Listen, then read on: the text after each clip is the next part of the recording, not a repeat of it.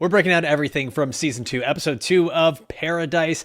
We are back with Xavier. He looks like he's in a little bit of trouble and headed the wrong direction. We're going to discuss all that and more on an all-new episode of Unbinged starting now. Welcome into Unbinged, the podcast where we break down these shows, movies, and news you love to binge. I'm Alfredo Brown. I got Jagger and Matt Kopfhamer with me. We're going to talk everything from this second episode of season 2 of Paradise, but first, the spoiler warning. We're about to spoil Paradise. You clicked an episode that said they didn't explain, but we have to do this because society. Here we go. Let's explain. Let's explain it all. Jag, do you still believe this episode should have been the first episode? We said this prior to even watching this. We were like, episode 1 could have been episode 2 or 3. Now that you've seen episode 2, do you feel like they did everything in the right order here, or could they have reversed this? Absolutely, they could have reversed this because you literally had the nice white pregnant lady, and you would have been like, "Oh wow, she's so sweet." But homie's high Curveball. Curveball. She got the iron. You're chained up, and you're taking her to Colorado. Because then you're like, "Why does she want to go to Colorado?" Then I am ready to hear her whole story and bullshit, whatever. I'm ready to hear that at that point. So that was Dan Fogelman. I know you're out there. If you're watching this, just take these notes, bud. Absolutely. I You know he is. I mean, just think of how impactful that little Annie Wilkes moment would have been, right? And coincidentally, also named Annie in this show, that she has Xavier tied up in a misery situation where he has no escape. He's at her mercy. And now she's turned the tables. And instead of everyone, I'm assuming, like I did, expected her to be like, oh, yeah, let's go find your wife. And we're on the hero's adventure together.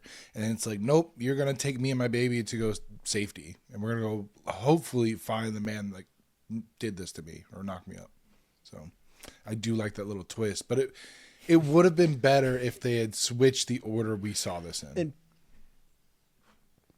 may I introduce you to the word impregnate? Yes. The man who did this to me. I've been sorry. Who did this to you? Dan's bitches better be wearing jimmies. I've been playing a lot of CK3, a lot of Crusader Kings. It's like your wife fell pregnant. It makes me laugh every time I read that. So I don't know. Cost response every time. Who did this to her? Surely not I. There is never mind. Well, the way this episode ends... No. Yeah, go. There's a surprising amount of cuckolding in that game, so that is a legitimate question. Oh, Christ. Stop talking about the game. Yes, thank you. See? Yeah. Go with your instinct, Alfredo. Go with your instinct. I need you to police yourself better. You can't do... You know I won't. Fuck. The way this episode ends... So I'll say this season is going a lot slower, and maybe it's because we have the advantage of looking back at last season versus this one. But I remember after episode 1 being hooked at so many things happening and in such a fast pace that I was asking so many questions. I was like, shit, I can't catch up. By episode 2, I was like, I am in. I better not have anything to do for the next 5 hours because I'm watching this show. Now, they've really slowed it down. And I see what they're trying to do. They're trying to hit the emotional beats better. But then it does feel like when they are giving us the things to care about in the show, they're doing it really fast and in really incomplete little blips on the screen. And that's sort of what we got here at the end of the episode, where our character Xavier does have some sort of previous connection to Link, it seems. You talk about that insane I don't know little what flash that thing. was. I took that as because they did that earlier. They did that earlier in the episode where it was really out of focus, and then at the end of the episode, you come back and it's more in focus. I guess that was different interpretations because that could make sense. I just took it as we are seeing what both of these characters are thinking about and what their focus is we got Xavier, who all he wants to do is find his wife. And now we have the pregnant Annie, where all she wants to do is unite her family. These are both two people who want the same thing, but it's counterintuitive for them to work together, seeing as Xavier wants to go to Atlanta and she wants to go back from where he came. So that's what I took. Because I think both things are still true. Okay. Yeah. I still think like they have a almost begrudgingly symbiotic relationship here, where it's a platonic relationship, but it's symbiotic, where she kind of needs him for protection and everything that he can do out in the world. And then he really needs her right now to heal up because he's got a stab wound and a knee problem. And she's got her medical background. So like they fit well with each other at the moment. They just don't have the same goal. Yeah, they're at odds of what they want because they're going in polar opposite directions, literally. The only problem with her plan, right? How can you trust a man to protect you, or anyone for that matter, if you have him at gunpoint the entire time? So at any point, he could turn on her. And she is, I guess, hoping that either he has enough humanity left, which that's a pretty big gamble that you don't know this man, that he won't turn on a pregnant woman who seemingly is going to give birth at any moment. So it seems like a big gamble from her perspective and her part, but I guess I understand why she wants to get to Colorado, especially since he's mentioned now the bunker that Link has mentioned too. So I don't know. Seems like a bad idea. Funny enough, I mean, it's definitely a bad idea, but funny enough, between these two characters, even though they're from two totally separate places, they're actually more alike than we think because they both have been sort of sheltered from the real world. Neither of them know what is out there. And I mean, like, there's going to be a lot of things, at least like I think there was a very stark contrast between Xavier and then those kids where you're thinking, oh, it's just kids. They had that moment with the dead body where burying him was so routine. They knew what to do. It was so There's like clearly been a number of times they've had to do this just to hide their own tracks. So, ouch. Yeah, that's I don't know, hide their own tracks. You think these kids are out here killing? Yeah, Yes. absolutely. Like I'm pretty sure at some point if Xavier.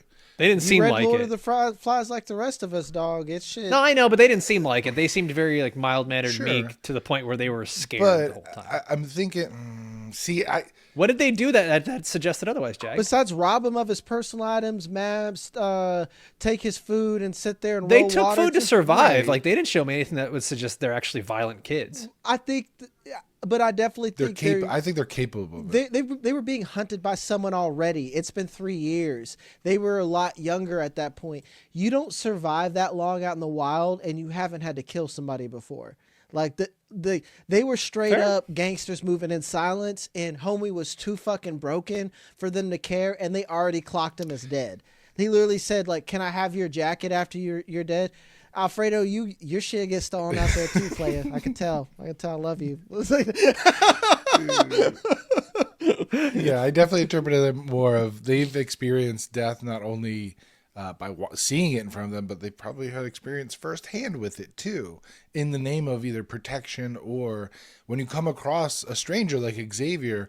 If Xavier had been more aggressive, I absolutely could have seen them stabbing him in his sleep and finishing him off, like no problem. And then they would have robbed him and moved on. So the fact that he showed kindness, I think, is what literally saved his life. Because otherwise, I could absolutely see one of them slitting his throat in his sleep and then taking the jacket. And the bum knee, dog. He's a liability. He is a wounded deer that isn't gonna kick you if you go and try to hurt it or go try to touch it, whatever. And they politely took his shit and weren't gonna kill him because they're not monsters. I don't know if there was any gun or something nearby. Right. Yeah. They're just okay. They're villains. They're not monsters. They're survivors. So I don't think they're killing. Yeah, they're not pulling some 28 years later the Bone Temple type shit and making some weird cult and killing to be killing. But Eventually. they will, is what I'm saying. Like, they're straight up, I'm not a killer, but don't push me or have something that I really need. I think Jack just really wants these kids to kill somebody. I'm just saying, it wouldn't surprise me. No, I don't need that. That's what I'm saying. Yeah. I'm just. Well, how about go? I'm just saying, I think we're proving environments that, like, this is what happened to X here. Is like, X has your mentality, and he went in with that thought, and these kids are way too callous, and that's why his shit got stolen, and he's chained up in a pregnant lady's attic. It's just black and white for me. See, I didn't see it.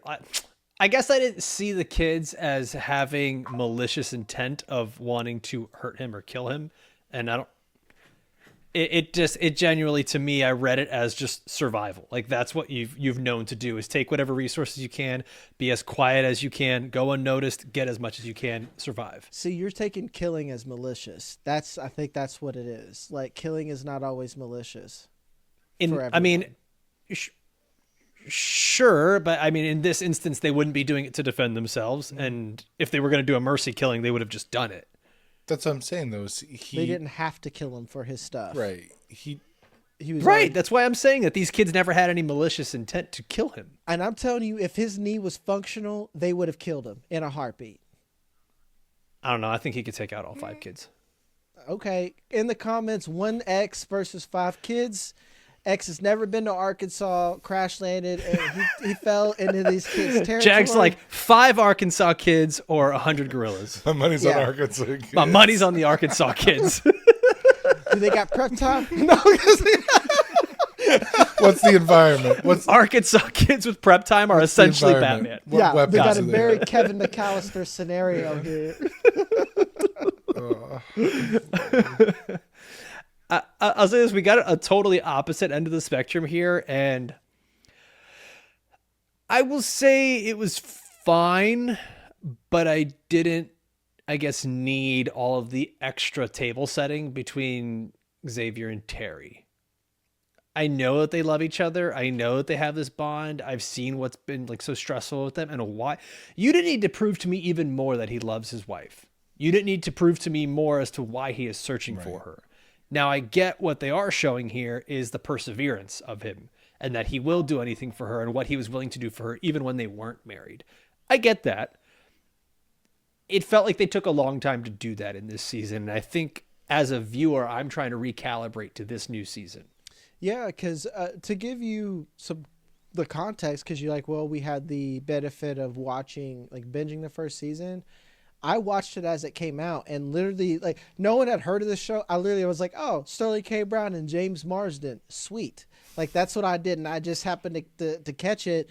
And like you said, the first 2 episodes, I was still reacting to things just happening, even as it came out, you know, to where when I finally got the slowdown, it felt nice. Like, and I bring it up again, like we talked about last episode, the Sinatra slowdown. In the emotional moments, I felt like they came at the perfect time, because we forget one of the best episodes to show the relationship between Cal Bradford and his dad, when, you know, we had the entire thing of, you know, did I make you proud? That was the perfect moment. It hit all the sentimental moments, and it didn't feel cheap. Right now, the sentimental moments in the beginning feel a little bit like I'm at the restaurant. I got my food, and they keep offering me shit. It's like, no, like, let me finish this other meal, or, you know, get through that. I don't want whatever this is yet, you know? I don't like it when they try to force me to care about characters through cheap things. Give me a good plot, writing, and development, and then give me those moments, and it feels better. Just the writing, it's just 2 episodes. I still trust it. I'm not panning it, but it doesn't feel as tight as season 1. The flashbacks felt egregious in some sense. Like, they felt like there was almost too many. Like, you could have done it in just this episode. Just this episode, I felt like the flashbacks, there was too many flashbacks in this one episode. Like, they could have done the same job of telling us who Terry is, who Xavier is, how they fell in love, and what context they're trying to provide us in half the scenes. It just felt like too much. And it feels like they're not, and again, it's only 2 episodes, but it feels like the like you said earlier, the plot is very, very slow so far.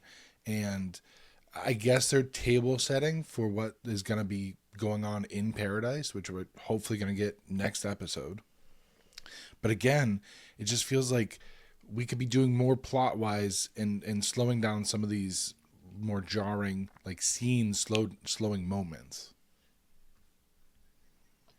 I think there's something to it, and we can kind of read the tea leaves. They released all 3 episodes at once.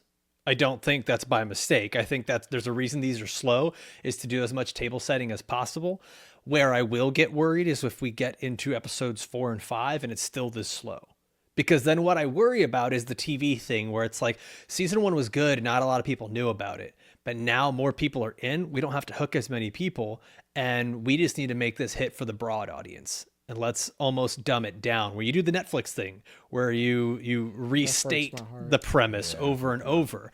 And I do get worried about that. I hope they're not doing that now. We're only 2 episodes in. I don't want to jump to that conclusion. But if we get 4 or 5 episodes in and it's still kind of slow and we've got multiple flashbacks and they're spelling everything out, that's what I loved so much about season 1 of this was like, I had curveballs thrown at me 3 or 4 times in a single episode.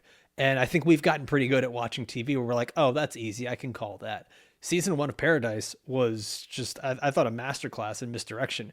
Whereas right now, everything has slowed down a lot. Maybe that's part of the misdirection, is to slow it down right now. And we're going to see something different episodes 3, 4, 5.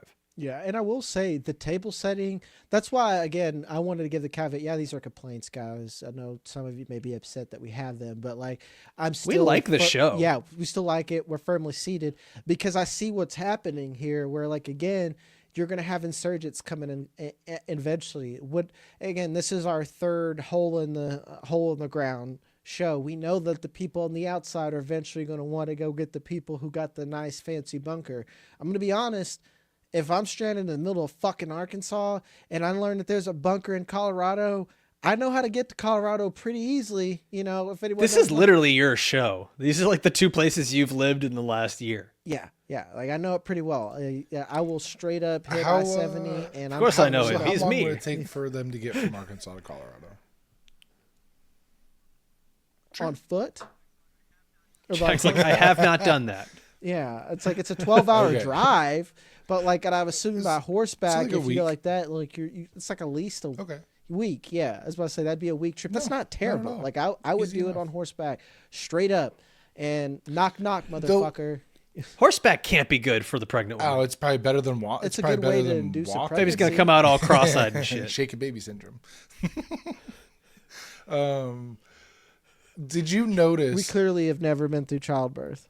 Nope. Did not you a one time. notice how Xavier gave away the coordinates and position of the bunker not once but twice this episode?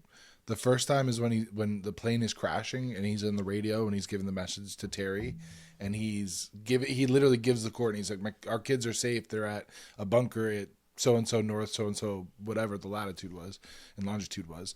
And then later on, when Annie finds him, he's ranting and raving, and he tells her about the bunker, and that's what triggers her to cuff him and like, all right, you're my new escort. Let's go to Colorado.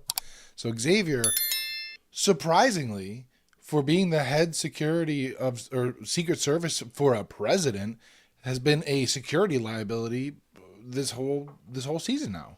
Like, what is happening there? Why is he so gung ho and giving away the position of the bunker?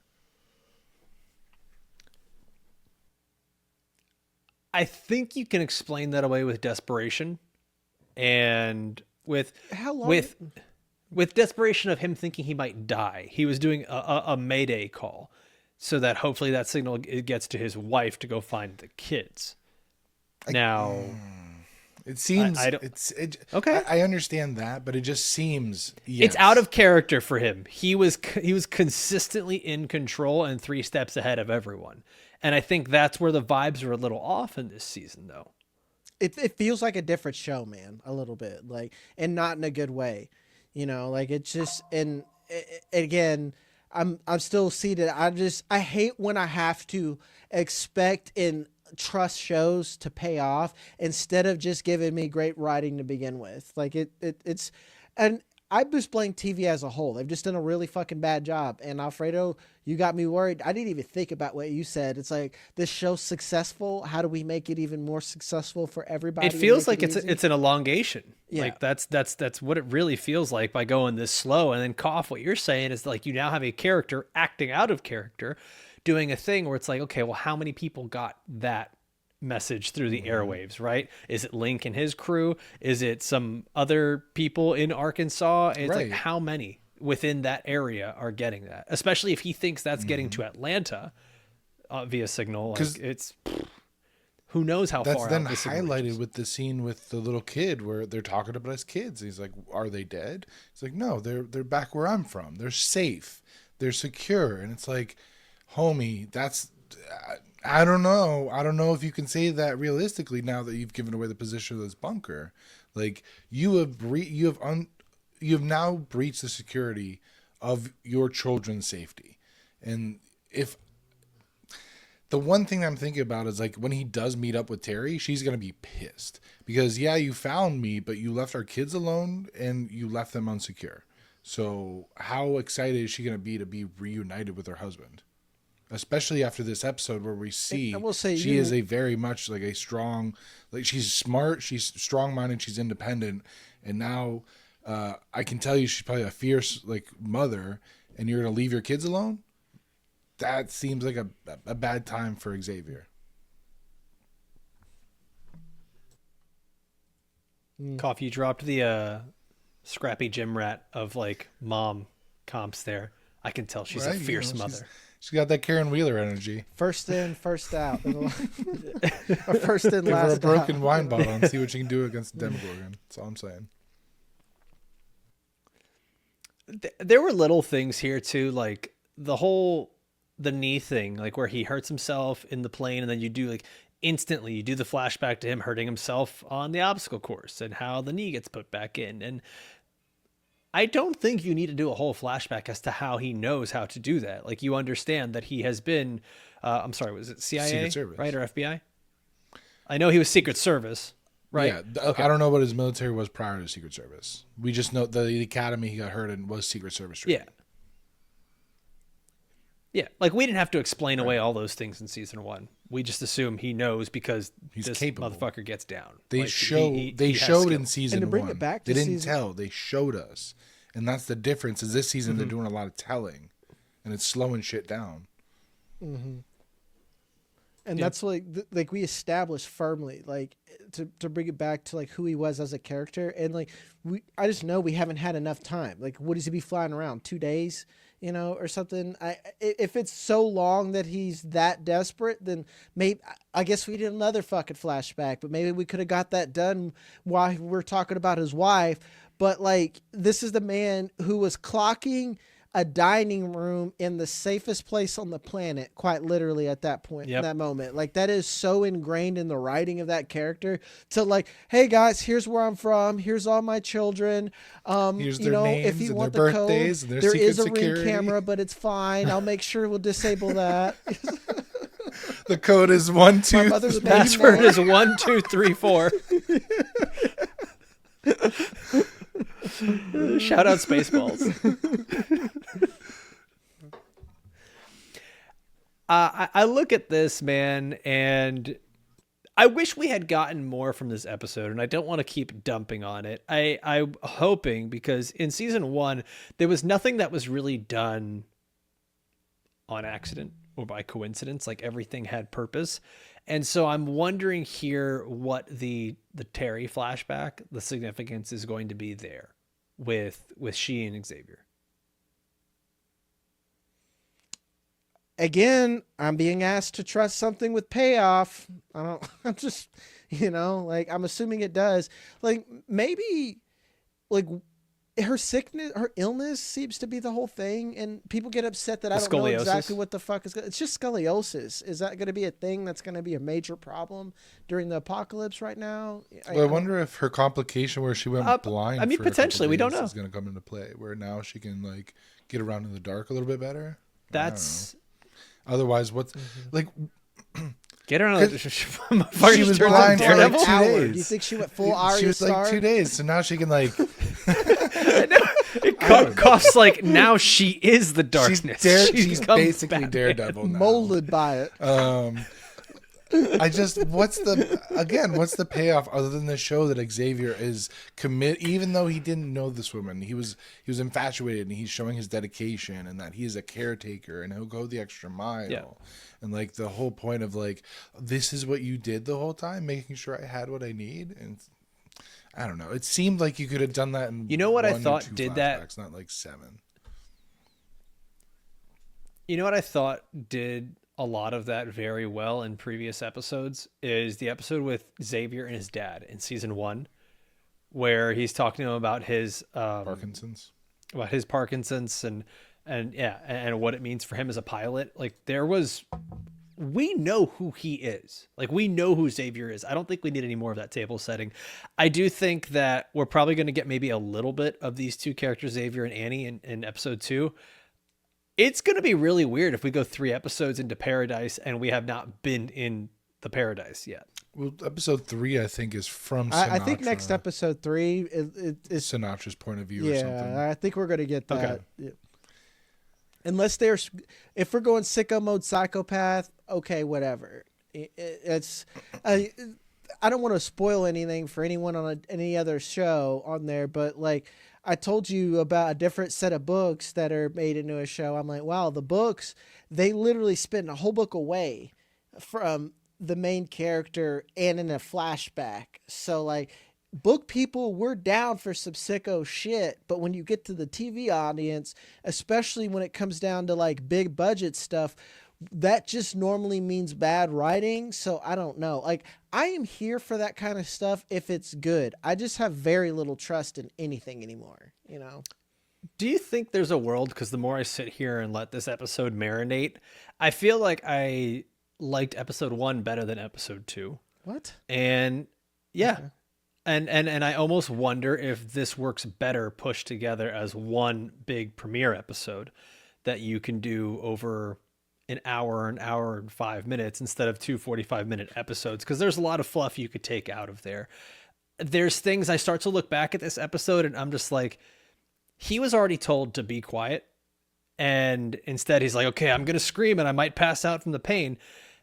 And then he's just ready to do that again. It's like, it cough, like now that you're saying it, the wheels are turning so much so to the point that the kid has to be like, wait, count to 3 because here comes the thunder from the lightning. It felt a little too manufactured.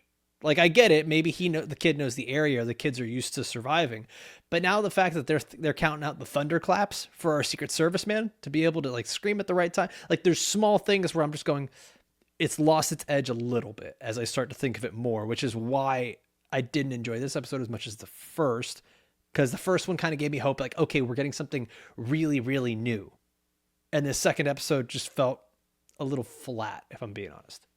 I just thought it was more of the same, but there's at least action and not sentimental. So that's fair. For me, overall, for me, the whole episode, it was the timeline thing for me, because it seemed at the end of episode 1, Annie hears the crash and then like literally 10 minutes later is like gallops away to go find him. Whereas this, he seems to be like crashed and then spends 2 days with these kids. And then Annie comes. We're assuming that it was the plane crash. That she heard? We're assuming it was a plane crash. It could have been anything else. I thought it was pretty clear that she heard the plane crash. She looked in the telescope and sees the plane on fire in the tree. And that's what triggers her the next morning go find him. So the whole episode... Because she thought that was her hubby from Colorado coming to Right. pick her up. Right. So the whole like episode, that. the Okay. timeline for me was jarring. I was trying to figure out how it took her so long to find him after he leaves the plane. These timelines, They they're do. fucking you up these last 2 episodes. Too many times shows try to fuck with the timeline just to be like clever later on, and it doesn't always land if they do it wrong. So I don't know if this is inconsistency, because again, in episode 1 they said 600 and whatever days later, and then they keep saying 3 years later verbally. So are they just generalizing? It's like, well, 2, 3, who cares? We lost count. Or is there something else going on here? Or is it just bad writing? Koff, are you the guy that if you get like 7 tenders on your plate, but the order says 6, like, No, I'm Mad? happy. Free food. What are you talking? Now, if I get 5, that's more If I get good, 5 instead but- of 6, then I'm mad. That's different. Because then you're Yeah. shorting me. I had to ask. How'd you know I'd get tendies? I had to ask. You just seem like a tendies kind of guy rolling up to Bob Evans, getting your tendies, and they all just call to the back. He's here. Oh boy. They know. Guys, anything else to add from this episode? I think I'm ready to hop into episode 3 and start watching that. I'm really hoping for some like a jolt of energy into this series. Yes. And I would like to get back to see what's happening under the dome. Like, That's all. That's all I'll say. And I'm ready to get to the Who did chorus. Xavier leave his kids with? Was it Jane or was it Carl the neighbor? Robinson. Oh, Robinson. Okay. Robinson. Gotcha. Robinson. All right. Cool.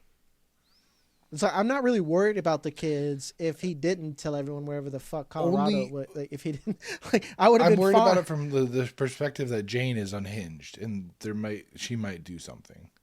That's the only thing I worry about. Well, that is the until thing. the outside people come to the bunker. That's what I worry about for the kids' safety.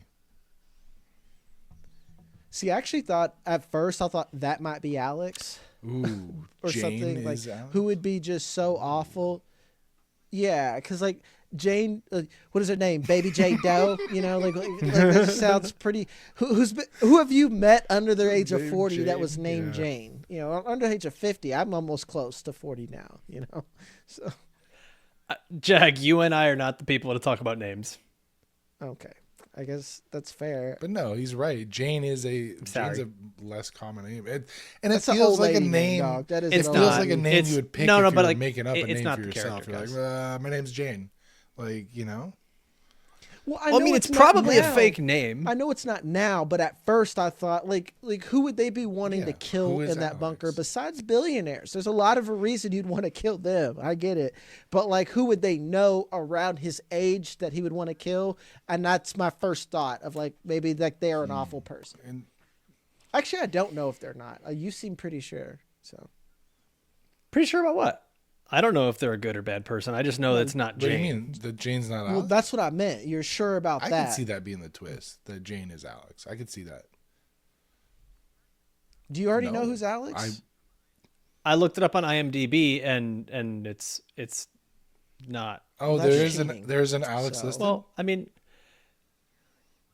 yeah, I just wanted to see like who is this person? Did we meet them in season 1 that I wasn't paying attention? And I went and looked, and it's like, oh, they're in one episode Oh, of okay. this So season, it's a new, and it's so not a an new- an actress that we've seen new before. character. Okay. Correct. well, yes. sorry for that spoiler. That was way too far. So. If it's Sorry. but if it's on IMDb, it's not. the always slogan for confirmed. this It can year- be a bait and switch. That's also could be wrong. The motto for this year and all of the marketing stuff is that it was never about the bunker. And I think that's obviously it's got to be a big thing that we're going to be playing into this year, into this season, excuse me, which is why I think Link is from the bunker originally. And he was part of a group that left a long time ago. 3 years? They only had one group left and they killed them all. Yeah. That wouldn't make any Unless sense. What do you there was mean the one four group left and they killed explorers. them? Only one group left the bunker. The 4 explorers. What if these people left without anyone knowing? That's not how that How works. could they have all done have that? wristbands. Because you have to have the secret security protocol thing to No, get out. I could see them. I could see Homie, him being if- part of a group that wasn't able to make it to the bunker. Like they were supposed to be in the bunker and they couldn't make it, and they had to survive along the way. And so maybe he's a remnant of that, possibly, because how else would he know about the bunker unless it's tied back to this Trent, the librarian guy, who was talking about, the president's going to, I don't know. It depends on how far they want to spin that conspiracy or if that's even a finished storyline or not. What I want to, it just seems too coincidental that character knows about the bunker. And then you have Urkel who's like, yeah, my theory is an EMP blast went off. And it's like, okay, just because the electricity went off? Like what? I don't know. It just seems, again, the writing seems a little too coincidental. That's like to me that would piss me off if it was like if I did, and I meant to tell you this, I wouldn't like if Alex and X had a connection. So you're telling me You mean Link? that you fell in Link, you fell in fucking Arkansas. In Arkansas. And you randomly fall and you meet someone that you had a previous connection with the entire time. That's like that whole thing where you said like, well, maybe maybe X is dreaming, and we have the flashback of his wife, and we have the out of focus thing with Link, so they have a connection. Like, to me, that is some heavy plot armor. That is some thick ass plot armor. That's some great China wall of China plot armor that they got there, that I wouldn't like that so much. But I would like if, to me, they don't need to try that hard. They know about the bunker. You're telling me you're going to tell 25,000 people, hey, don't tell a secret to anyone that the world's going to end. We got the secret bunker for you. Like, that's all you need. You don't need this, oh, we were all connected the whole If fucking there's one time. thing that rich people love telling you, it's the things they have. I mean, And there if they have access to this dope bunker, Well, I'm just saying. think about it too. We also see that the bunker is staffed. So it's possible that there may have been some sort of application process to get like people to work inside the bunker, and not everyone made it through that process or made it to being a worker. So it's possible that then they may not have had the full details of what the underground city was going to be like, but they knew a vague idea, and then once the end of the world, they put two and two together. Or I'm reaching, which is possible. Well, boys, I'm ready for episode 3. Yep. So I think that's going to be a wrap here on episode 2 of Paradise. We're going to be back again for episode 3. And like I've mentioned in previous episodes, and we totally negated today, episodes 4 through the finale will all be on our premium subscription over on Apple, Spotify, or YouTube. So make sure, if you want to follow us throughout the rest of this show, to head on over there. Make sure you're subscribed there to Unbinged. As always, I want to thank everybody for watching and listening all the way through. For myself, for Jag, for Kopf. We'll see you next time. Adios.